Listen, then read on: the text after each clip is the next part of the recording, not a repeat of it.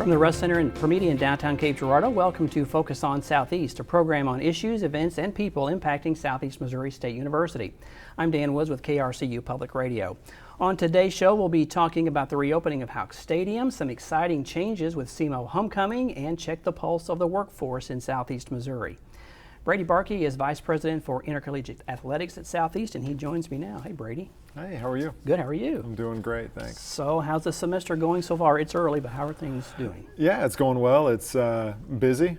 Obviously, a lot of work that we've put in through the summer and into the start of the year, getting Houck ready and some of our venues and our teams up to speed. So Houck is officially reopened. So exciting! What was it like that very first game? Yeah, first game was great. It was a tremendous atmosphere. It was so nice to welcome almost double the capacity of what we've had the last couple of years. Right. I think some of our student athletes shared that it was probably as great of an atmosphere as they've ever experienced there, which is kind of a really cool compliment. And we've got the time-lapse video running of quite a project. And really, it seems to me it was a lot of work done in a really short amount of time. Is that fair to say? Yeah, it depends on your perspective, I suppose. Yeah. For me, it feels like it's been years and years, but to think that in a matter of 2 years we went from really shutting down that side to reopening it is incredible. That all of that work has happened on this first phase in just really that short window of time. So this was phase one. So phase two is next, and that's what the press box I think was in phase two. What would be next? Yeah, I think we'll focus on the press box next. That'll go on the south side as well. Is the plan. It'll actually kind of get constructed behind the south grandstand, so kind of on the Broadway side. Okay. It'll be a standalone. It won't necessarily be connected to to this part, but we still need that operationally. We need it for our games and to be able to host events in there properly. So that'll be where we turn our attention to next.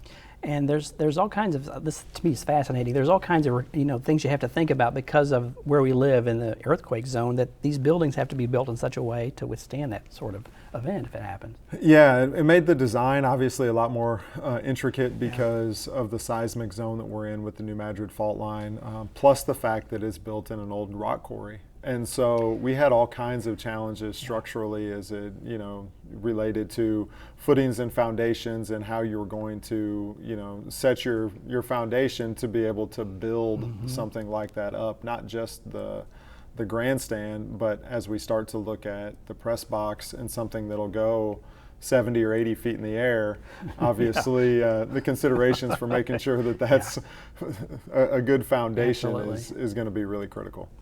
Well, let's talk about a few other things that are happening. The gymnastics program, fully funded program. Tell us what that means. Yeah, really excited about that. Our gymnastics program has a really good tradition of success, both in the classroom as well as in the gym. And as we made some adjustments to our scholarshiping model this past year, one of the things we were able to do was to be able to increase their scholarship support. And so they are what we consider a headcount sport, which means that they can award 12 scholarships to 12 student athletes. Okay. And in the past, we only had a certain number of dollars to be able to award. Now what they're able to do is they're able to award 12 full scholarships to 12 student athletes. And so they're now able to award larger scholarships, be able to compete against some of the bigger schools when they're out recruiting for student athletes. And so we expect that'll give them a significant leg up in terms of trying to recruit the best quality student athletes that they can for the program and be able to continue to move that program forward. Yeah, it has to be a real strong incentive for the recruitment side of things, I would imagine. Yeah, for sure. I think you're now just out looking for the best ones for your program as opposed to trying to piece it together when you're not having your full complement of scholarships. And so we'll see. Coach Lawson's done a tremendous job with the program, and I think this number one, it's well deserved and well earned. But I think it sets us up nicely as we continue to build that program. And volleyball picked to finish first in the OVC. I mean, we could probably go on and on with all the great things, but that's just another thing that's happening. Yeah, and you know, of course, we get to, you know, open a new floor for them. So while we were talking about all this work with Houck, you know, the stadium work, we actually installed a new volleyball floor in the field house during the summer as well. And so they've got a new surface to be able to play on, and they've had a lot of success recently too, but they're picked to, you know, to win the OVC again this year, and have a lot of talent coming back and brought in some really good, you know, incoming student athletes too. And so it should be a lot of fun for them as they, you know, start up their conference play and look to capture another OVC championship. That's great. I'd like to talk with you a lot about just community involvement, community partnership. I noticed that we're doing the Sacking Hunger again with, you may speak to that. That's a real good community involvement program. Yeah, you know, we've been fortunate to have several, you know, businesses in the community that have been willing to partner with us to be able to, you know, provide additional meals to people in Southeast Missouri, through the food bank. That, you know, we find a neat twist to be able to tie that to, you know, to our competitions. And so, you know, for every sack that our football student athletes have, meals get donated to be able to provide meals for people in Southeast Missouri. And so, you know, you get to have some goodwill and, you know, be able to celebrate some success on the field too. And so excited to have that going on again this year too. The community partnership with area businesses and folks around, that's really important to the program, right? Yeah, I mean, I think that really, you know, I mean, we want to be a sense of pride for this community, and people probably hear me say this, you know, all the time, but, you know, there are only about 300 communities in the country that are home to a Division I athletics program. And so the fact that we get to be a sense of pride for people, we get to find ways to partner with them and continue to, you know, bring exposure to Southeast Missouri is something that we really feel passionate about, and we want people to rally behind that as well. And so continuing to find ways to be able to partner, bring people alongside us and you know, further their mission at the same time that we're bringing exposure to Southeast Missouri is something that we really try to do. I know, so Houck's a big topic. We've kind of talked about that, but what are some things that are on your radar for this semester and maybe into early 2024? What are some things you're watching? Yeah, you know, I mean, I think obviously we're going to continue to try to push forward the next phases of the project and looking at some of our other long-term facility needs and growth opportunities. But I think, you know, the world of college athletics is changing a lot at the national level between, you know, transfer portals and name, image, and likeness and all of these topics that are, you know, hot topics in intercollegiate athletics. And so, you know, we're really trying to evaluate where we fit in as a Division I institution and how we best position ourselves for success coming on the other side of these changes. And so the little bit of free time that I can, you know, tend to muster out of this, I usually, you know, want to try to be able to figure out how we, you know, strategize for the future and think about that in a larger context of intercollegiate athletics. And so that's definitely going to be on my radar for, you know, for the next 6 to 9 months as we kind of work through, you know, this transition. Yeah. So when you dust off the crystal ball and try to see if you can see what's going to happen, right? Exactly. Well, cool. Well, Brady, thanks for being here. Absolutely. Thanks for having me. When we come back, we'll be joined by SEMO Alumni Director George Gasser to talk about changes to homecoming this fall. You're watching Focus on Southeast, and we will be right back. You're not going to get it all right. Just make sure you nail the big stuff. Like making sure your kids are in the right seat for their age and size. Get it right at nhtsa.gov/the right seat.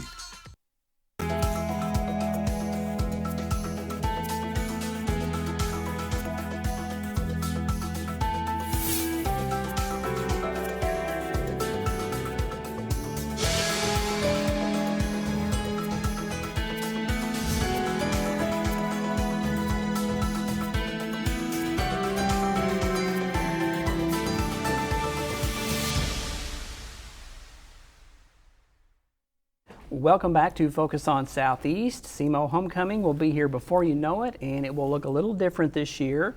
George Gasser is Director of Alumni Services, and he is here with details all about it. He's Mr. Homecoming, is that right, George? Mr. Homecoming. I don't know if I like that one, but well, sure, that'll work for you me. are for this few minutes, you're Mr. Homecoming. Okay, all right. Okay, so there's going to be some changes. Kind of walk us through what's going to look different this year. Sure, so I think a lot of people are used to what homecoming has looked like for at least the last 15 or 20 years that we've been doing it, where we have Copper Dome Society dinner with our alumni awards awarded to those recipients on Friday night of homecoming, and then the next day, homecoming kind of as you would expect it to be, with the parade, people gathering, merriment, fun, all those kinds of fun things. Exactly. But this year we're going to do things a little bit different. So instead of our Copper Dome Society dinner, we'll be doing on Thursday night in Academic Hall, we'll be holding the Alumni Awards celebration. So we'll have our awards recipients there, and we'll be able to honor them at that event. We're asking all faculty and staff at the university to join us for that event. It runs from 4:30 until 6:30, or that's about 7:30. And that's Thursday, October 12th, That's right? the 12th. Yep. Okay, right. Yep. And then the next day, so the 13th of October, we've got a few different things going on. We'll have those alumni award recipients in classes talking with students. So we'll have them all around campus. I think our distinguished young alum will actually be in this building talking to some classes, so that'll be a lot of fun. But we'll have them here that morning talking to some students to impart wisdom that they've gotten over their lifetime of knowledge in the world. Okay. And then from there, we'll move into our campus tours. So if alumni want to come back to campus from 3 to 4:30, we'll offer tours of campus.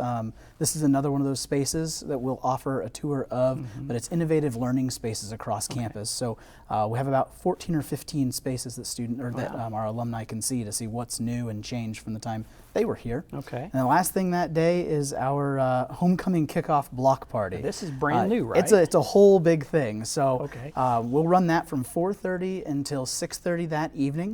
We'll have a kids area, so if you have young kids that you're thinking, how do I get to an alumni event with my kids? We have that for them. So we have inflatables, we have all kinds of fun things out there for them.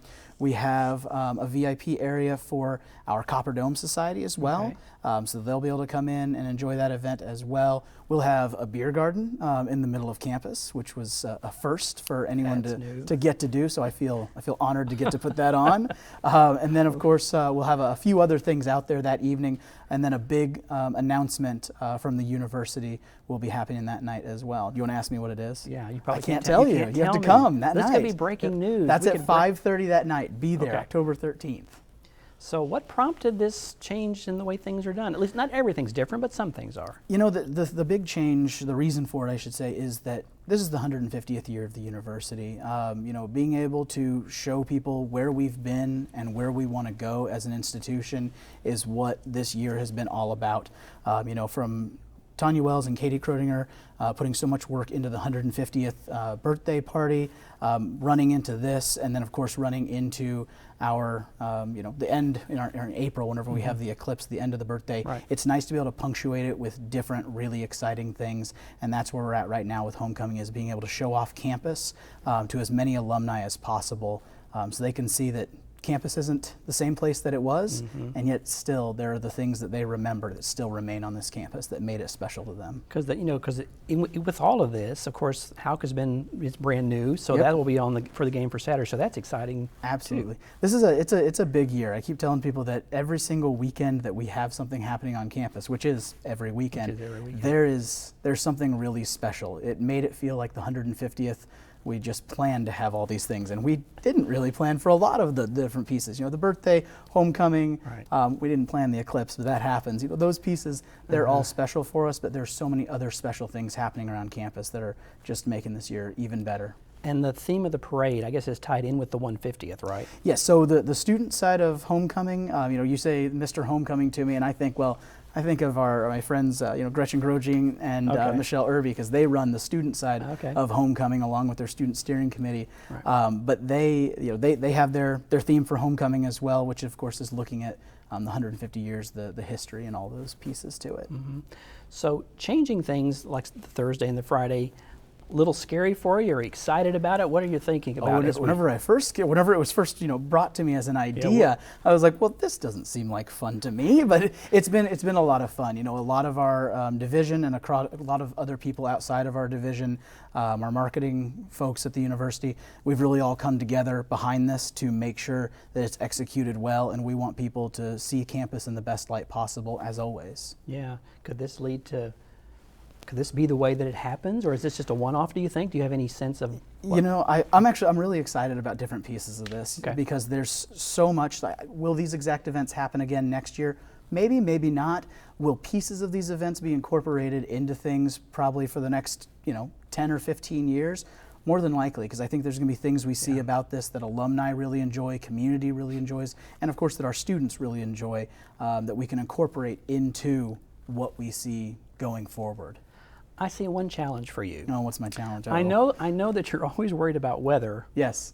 So now you have a few more days to worry about weather because of the outside block party. Is that a concern? Well, now that you've said it on live TV, I'm going to say if there's weather, it is Danny Wood's fault. That's what I'll say. I get blamed for enough. I don't need to get blamed for that. Of course, my first homecoming that I planned was 2019, and it was the first rained out homecoming since 1973, which was also Jane Stacy's first homecoming. So I always sit back and think, the big homecomings always have an issue. So my first one was a big one for me. This is a big one for the university. I am knocking on wood and I'm looking at the weather, but I'm not thinking about the weather as much as I possibly can. Well, before I let you go, so as this has been communicated to alums and friends, what's the response? Are people excited about this change? I mean, we have quite a few people signed up for things. Of course, you'll always hear something about well, I like it the way that it was, and I'm one of those. I would say, well, I liked the things that I knew how to do. That was easy to put together. Exactly. But it's really nice to be able to change those things, and we're getting a really positive response from alumni, students that we've talked to about these events, the homecoming steering committee students that I've talked to. They're like, okay, well, that sounds like a new thing that's fun. So we're getting a pretty good response, and especially from the community as well. Well, cool. We're looking forward to it. So thanks for being here, George. Thanks for having me. I appreciate it. All right. When we come back, we'll check the pulse of the workforce with Dan Presson. You're watching Focus on Southeast. We'll be right back.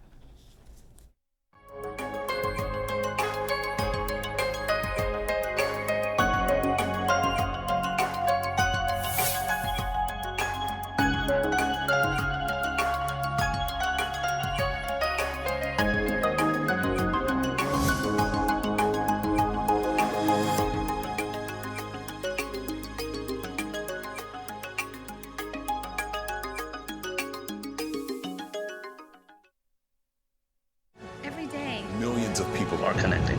Father, cosplayer, Mentor, actor. It's time we take a step forward, come together, and discover how accepting our differences can make us stronger. Welcome back to Focus on Southeast. It's time to check in on the workforce in Southeast Missouri, and we'll do that with Dan Presson. He's Assistant Vice President for Economic and Workforce Development here at Southeast. Hey, Dan. Hey, thank you very much for having me, Dan. It's always a pleasure. It's good to see you again. The last time you were on the program, the workforce, the workers that were going out into the world, really were in the driver's seat. They could sort of say, "I want this, I want that." Is it still that way? It still is. The job market is slowing just slightly. However, there is plenty of opportunity and plenty of choice, especially for people within fields, especially like manufacturing. Manufacturing in the state of Missouri is growing by leaps and bounds, and so those employers are insatiable in their need for new employees. So what are you hearing from employers now?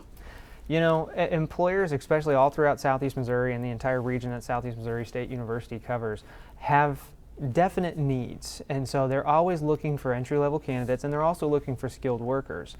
Now, because the job market is slowing just a little bit, the employee is not as much in the driver's seat as they were maybe 6 or 8 months ago.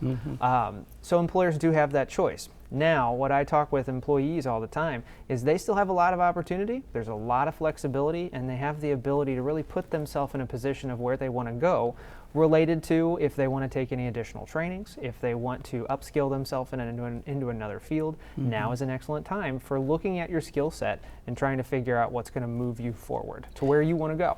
And you talk to a lot of students who are getting ready to head out into the workforce. What are they telling you now? This generation of students is very highly understanding of their work-life balance. And so all of the students that you will talk to and meet with around the campus of Southeast Missouri State, they understand that they're exchanging their time and abilities for money and benefits. And they want that balance to be a quality balance. They want to know that they have vacation time when needed. They want to know that they have flex time when needed.